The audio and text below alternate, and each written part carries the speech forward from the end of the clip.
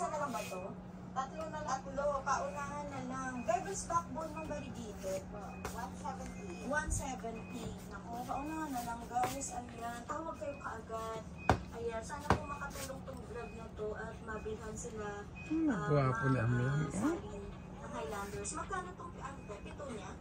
Ay, Binka, sorry. Binka magkano?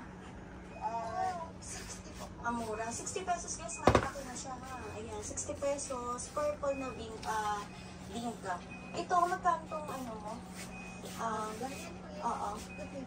250. Ayan. Nakalimutan ko name niya. Meron din oh. Ayan, magkano tong ganito?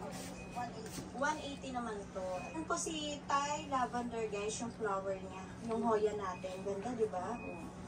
Ayan. Sige. Ay, ito, yung gantong pearly mo na hoya. 270 ang pearly lipstick. Ayan, Ma'am Sally. Damian gwapo. Ayan, thank you so much. Ay, damian sungit. Ating ating pag-feature ulit dito Itno. sa Highlanders.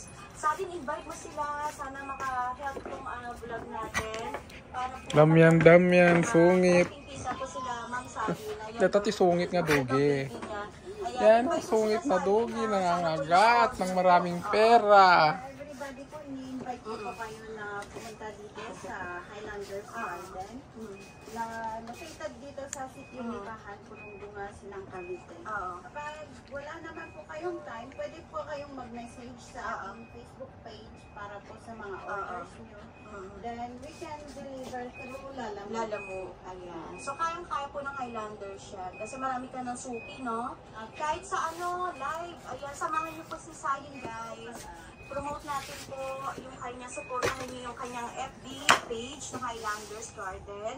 Nagla-live selling po ito. Abangan niyo po, i-follow niyo po si Salin o yung Highlanders Garden para sa ganon, updated po kayo dun sa live niya. Ayan, sana po supportahan natin itong garden na to. Hindi lang po yung ibang garden lagi na i-feature natin. Isama niyo na po si Salin sa more on sa